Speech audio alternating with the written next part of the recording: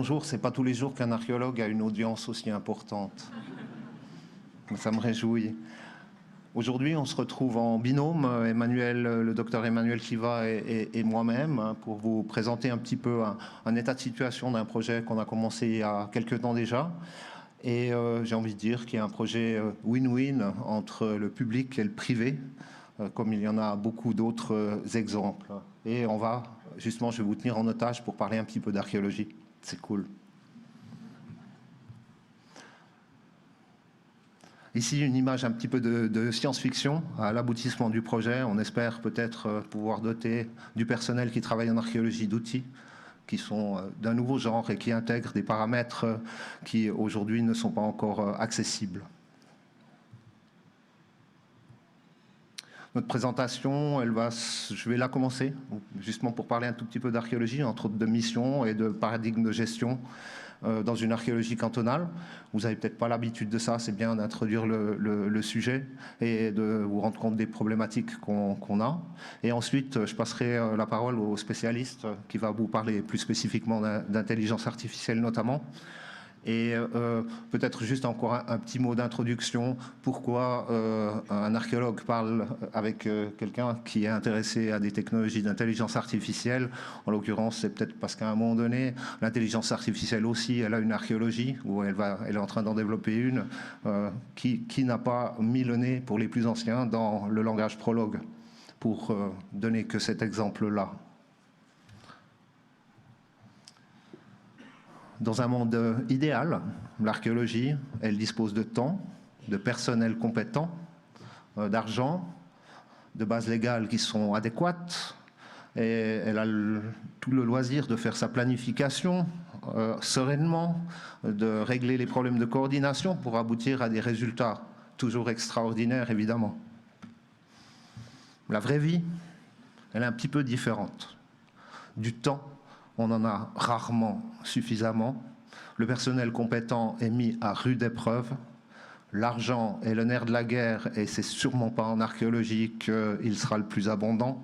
Les bases légales souffrent avec le temps aussi d'un effet de vieillissement et deviennent progressivement moins adaptées. Donc on a tous les paramètres qui sont réunis pour avoir des difficultés de planification, parfois d'avoir le nez sur le guidon au niveau de la coordination, et nos résultats, parfois, on en est un petit peu déçus, ayant l'impression, peut-être dans d'autres conditions, de pouvoir en faire plus. Pour rappel peut-être pour certains, mais pour d'autres c'est peut-être une découverte. L'archéologie, c'est pas seulement Indiana Jones, c'est pas seulement fouiller le sol avec des pinceaux et des petites cuillères.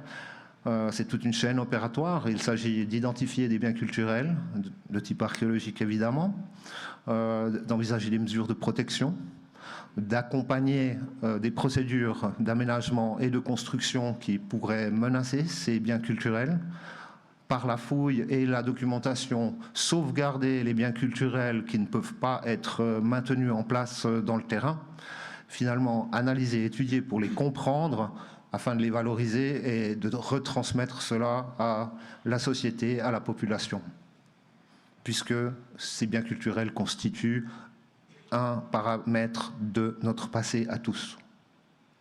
Je rajouterai peut-être encore un point. Contrairement à beaucoup d'autres ressources dont on parle aujourd'hui régulièrement dans l'actualité, les biens culturels archéologiques sont peut-être la ressource la plus éminemment non renouvelable qu'il nous est donné de connaître. Plus jamais des Romains viendront bâtir des villas sur notre territoire, plus jamais Cro-Magnon ira chasser le mammouth en Françoisine. Vous voyez ce que je veux dire? Les biens culturels qui sont dans notre sous-sol, c'est tout ce que le passé nous a légué, et en le consommant, on le réduit progressivement à néant, potentiellement. Pour gérer dans la durée ces biens culturels archéologiques, l'archéologie s'est toujours intéressée à utiliser un maximum d'indices et d'indicateurs et de paramètres. Bien sûr que les sites précédemment connus rentrent dans ce cadre, mais aussi tout un faisceau d'indices qui aujourd'hui font partie de la télédétection, les photos aériennes, éventuellement des photos satellites dans certaines régions de notre planète Terre où ça se prête, mais différents types de prospection, mais ainsi que des informations d'ordre historique comme la toponymie, l'évolution des noms de lieux et évidemment toutes sortes d'indices et d'observations.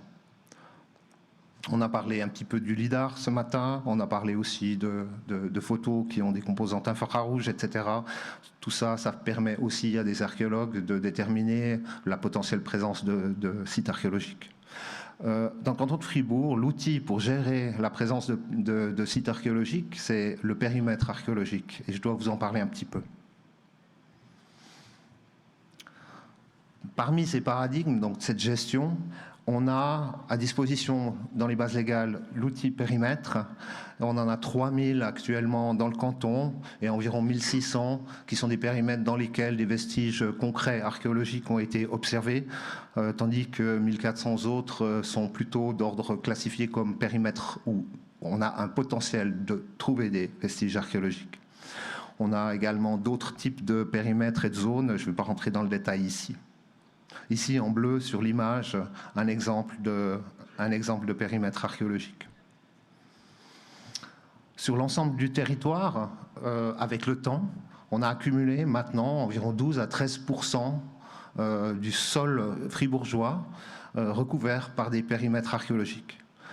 Le périmètre, c'est un principe de classement qui est très binaire, soit on est dedans, soit on est dehors. En l'occurrence, quand un dossier, une demande de permis de construire se trouve dans un périmètre, on va recevoir ce dossier, on va devoir évaluer l'impact potentiel et rédiger un préavis. Dans le cas contraire, on ne recevra pas le dossier. C'est aussi un système croissant qui, à terme, on pourrait imaginer que l'ensemble du territoire fribourgeois est couvert par un périmètre archéologique avec les problématiques dont je vais parler maintenant. Ici, ce principe du processus, demande de permis, dans un périmètre, analyse d'impact, préavis.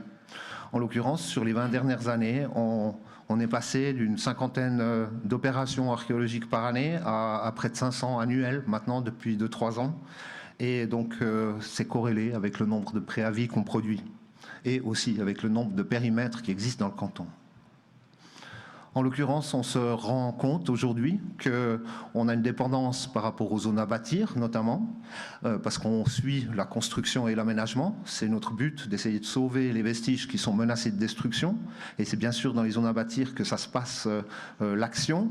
Mais en dehors des zones à bâtir, on a énormément de potentiel pour la présence de biens culturels archéologiques. Et on aimerait pouvoir mieux anticiper ce qui se passera dans le futur au niveau de l'expansion humaine sur le territoire fribourgeois, et évaluer finalement le risque de présence de vestiges sur tout le territoire. L'idée, c'est d'avoir un système plus pérenne, une gestion plus durable de cette ressource qui est très très limitée, et finalement peut-être améliorer encore un petit peu la transparence sur les choix qui sont faits quand on décide de sauvegarder tel ou tel bien culturel. L'idée que j'avais derrière la tête il y a de nombreuses années déjà, mais en archéologie on n'a pas de moyens, puis on a le nez sur le guidon, je vous l'ai dit, donc on s'est occupé de plein d'autres choses, mais en l'occurrence c'est d'utiliser l'accumulation de géodonnées archéologiques, tant des observations positives que négatives, pour essayer de les valoriser, pour aboutir peut-être à terme à un outil qui nous aide à prendre des décisions raisonnées. L'idée, c'est de confronter ces géodonnées archéologiques avec des géodonnées contextuelles, vu que notre environnement actuel peut, dans une certaine mesure, être utilisé comme proxy de l'environnement passé, jusqu'à un certain degré. Et l'idée, en s'associant avec l'entreprise d'Emmanuel, c'est de voir dans quelle mesure les algorithmes IA peuvent nous mener à développer des cartes de risque, de présence de vestiges archéologiques. Je dis risque dans le sens du gestionnaire, qui veut éviter le risque de les voir trop détruits, mais peut-être c'est aussi le risque dans le sens du promoteur qui n'a pas envie de développer un projet sur un terrain où il y a trop de présence de vestiges archéologiques. Certains me contrediront, diront c'est aussi une carte de potentiel risque, c'est la même chose. Le but, c'est d'aboutir à ces cartes avec un processus de test et de contrôle. On espère aboutir à cela dans le courant de l'année prochaine et de continuer à progresser avec le développement des cartes de risque pour finalement aboutir à peut-être des tableaux de bord de risque qui sont utilisables non seulement par les décideurs, par les archéologues sur le terrain, mais aussi par le politique pour développer des stratégies concernant la gestion de cette ressource non renouvelable. Le but, c'est d'avoir des outils d'aide à la décision. À terme, ça nécessitera très probablement, peut-être aussi, un pas qui est celui de l'adaptation des bases légales pour transformer les périmètres archéologiques actuels binaires en cartes de risque qui ont une validité du point de vue de l'aménagement du territoire. Je vais laisser maintenant la parole plutôt aux aspects techniques à Emmanuel.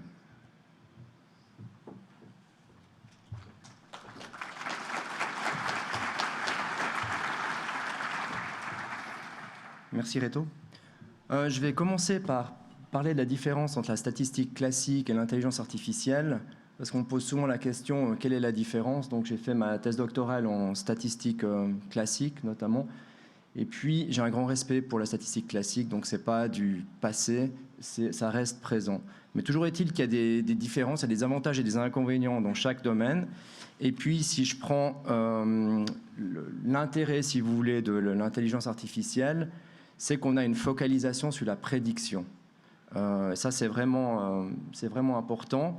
Alors qu'en statistique classique, vous aurez peut-être une focalisation sur l'explication.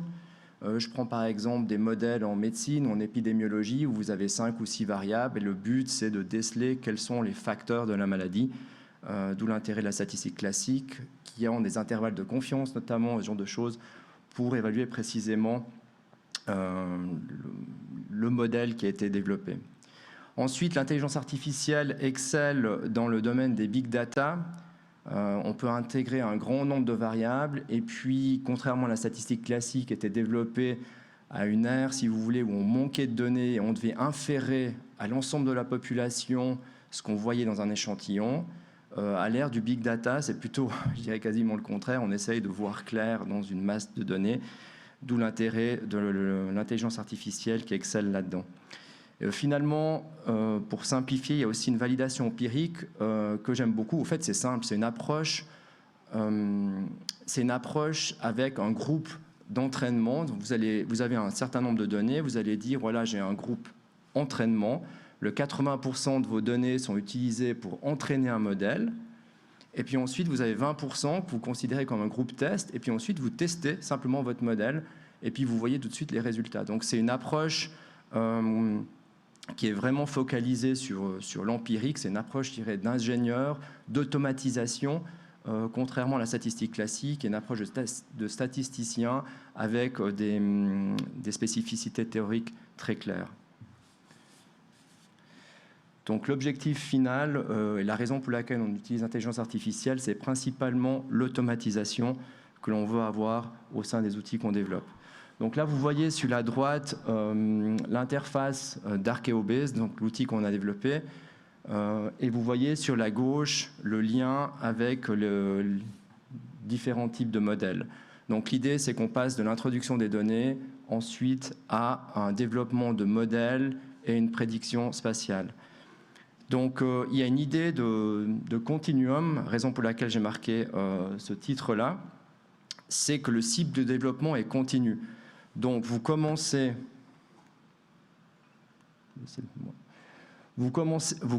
avec un modèle de base, et puis dans ce modèle de base, on a à l'heure actuelle 61 variables, on en a même un peu plus. Les variables sont de type, par exemple, altitude, pente, orientation, distance à l'eau, qui ont une influence bien entendu sur la vie des personnes à l'époque. On a des variables liées à la lithologie, à la géomorphologie, à l'aptitude aux cultures.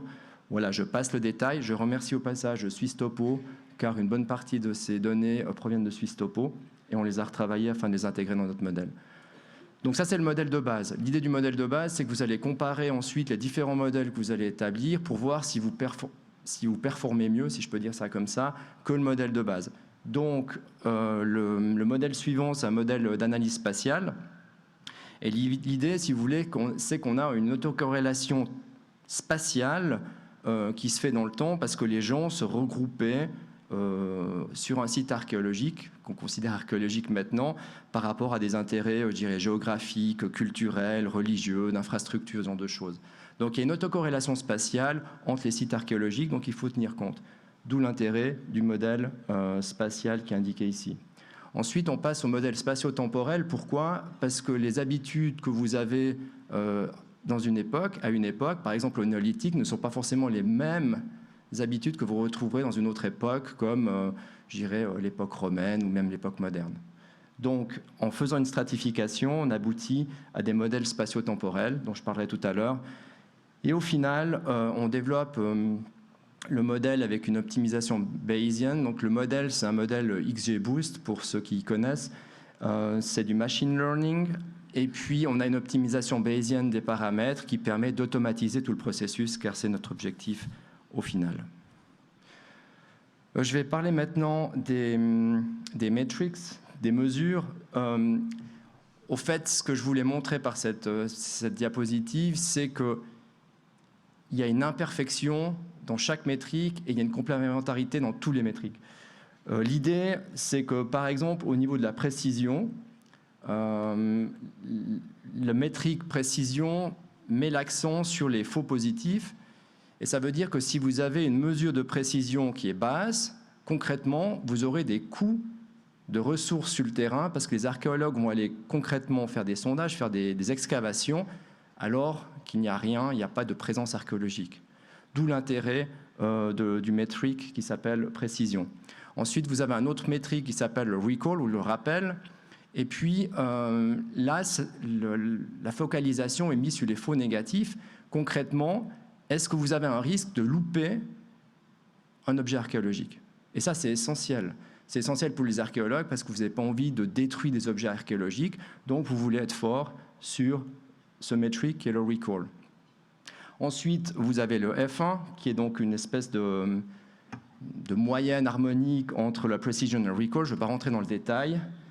Et puis, vous avez d'autres métriques comme AUC, qui est utilisé en général pour comparer les modèles d'analyse spatiale prédictive, ou AUC-PR, qui est plus utilisé lorsque vous avez des déséquilibres dans les données. Concrètement, si vous avez un jeu de données où vous avez une présence archéologique pour une absence, le métrique que vous allez utiliser ne sera pas le même que si vous avez un jeu de données où vous avez une présence pour 10 absences. Parce que ces autres métriques seront complètement faussées. D'où l'intérêt de la complémentarité. Voilà, je passe le détail. Par rapport au modèle de base, l'idée, c'est que vous avez deux types d'hyperparamètres. Donc, vous avez des hyperparamètres que je considérais comme méta. Ça peut être le nombre de données, le ratio de données par rapport, enfin, je dirais le ratio d'absence par rapport aux présences. Est-ce que vous voulez du 1,1? Est-ce que vous voulez du 1,2? Vous voulez du 1,10? Vous avez par exemple le ratio des pseudo-absences. C'est donc des absences qu'on a générées en haute altitude où on n'a pas de réelles absences. Ça, j'en parlerai tout à l'heure. Donc, l'idée, c'est que dans une première phase, on va déterminer les hyperparamètres méta. Là, vous voyez l'exemple ci-dessous où on a des ratios d'absence par rapport aux présences qui changent. Et vous voyez les changements au niveau des metrics. Et le plus pertinent, c'est justement la UCPR qui chute, qui est donc un métrique qui est important, parce que ça veut dire concrètement que plus vous augmentez le nombre d'absences, plus la chance de manquer des objets archéologiques est grande. Donc, ça permet si vous voulez, d'optimiser ces metrics et de savoir exactement quel ratio il nous faut en termes de présence et d'absence. Parce que dans le cadre du canton de Fribourg, qui ont fait un excellent travail, ils ont enregistré toutes les absences. Alors, vous pouvez imaginer qu'on a une situation où vous avez des données archéologiques, mais beaucoup plus d'absences, parce qu'en termes de probabilité, c'est que là, quand vous creusez, vous avez plus de probabilité d'avoir une absence qu'une présence. Ah oui, au niveau de la prédiction, donc on fait une prédiction à 20 mètres par 20 mètres dans cette première phase de modèle, et puis on va tester l'application à des résolutions de 10 mètres par 10 mètres. Là, ce que je vous montre différentes choses. En bleu, vous voyez les pseudo-absences qu'on a générées. Pourquoi est-ce qu'on a généré des pseudo-absences? Simplement pour diminuer les biais dans le modèle, étant donné que les vraies absences sont absentes en haute altitude. D'où le biais pour le modèle, raison pour laquelle on a généré de manière aléatoire des pseudo-absences.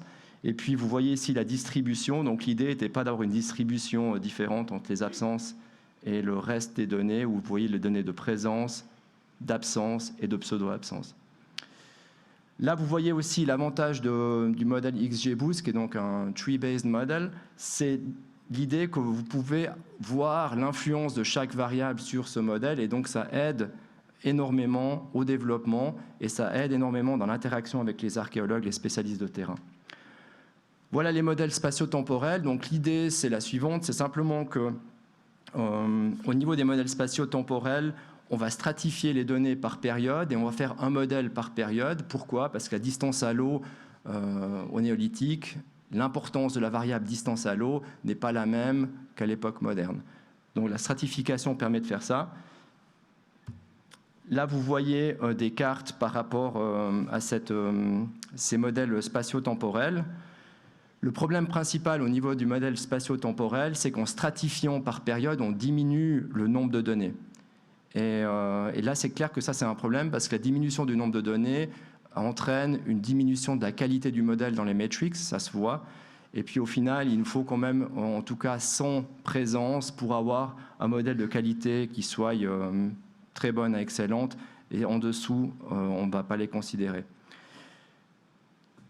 Donc là, vous voyez également, ce que je voulais vous montrer également, c'est que là, vous avez une carte du néolithique. Donc le néolithique, de manière intuitive, vous dites, voilà, à l'époque, ils vivaient tous autour des lacs.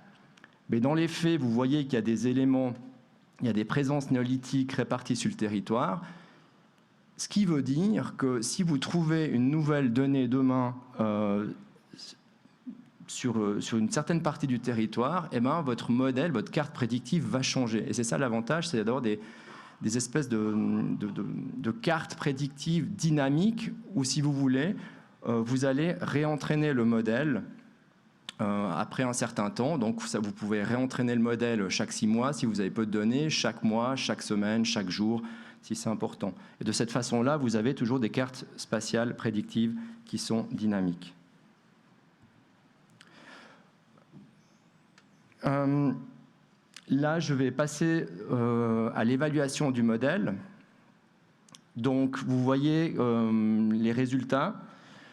Le modèle général, ce qu'on voit, c'est qu'on a une diminution de la précision, mais elle reste excellente à un très haut niveau. Par contre, l'avantage par rapport au modèle de base, si vous voulez, quand on compare le modèle qui a été optimisé, si vous voulez, c'est qu'on a une forte augmentation de recall. Ça veut dire qu'on a augmenté la capacité du modèle à trouver des objets archéologiques.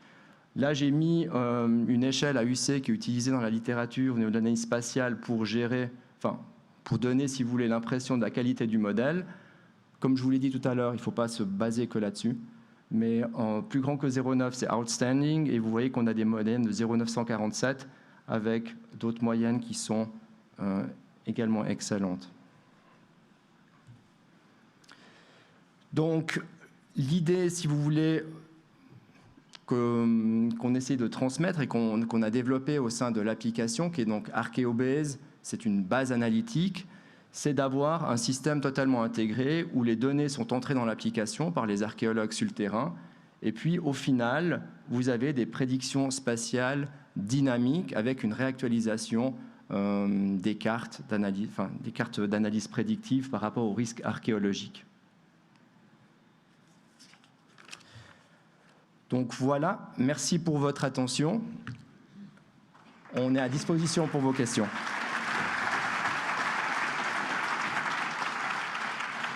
Merci beaucoup pour cette présentation. On va passer aux questions. Alors, du fait du pillage, est-ce qu'il est risqué de partager des géodonnées archéologiques en open data? La réponse, elle est oui. En soi, il s'agira de réfléchir à des questions de résolution de publication notamment. Et c'est un problème qu'on a déjà aujourd'hui avec la publication de nos résultats. En soi, quelqu'un qui s'intéresse vraiment au sujet, il va piocher dans la littérature et il retrouvera les vraies coordonnées. les gens mal intentionnés redoublent de ressources aussi pour réussir à arriver à leur fin. Il faut anticiper tout ce qu'on peut. Mais en soi, oui, la réponse, elle est clairement...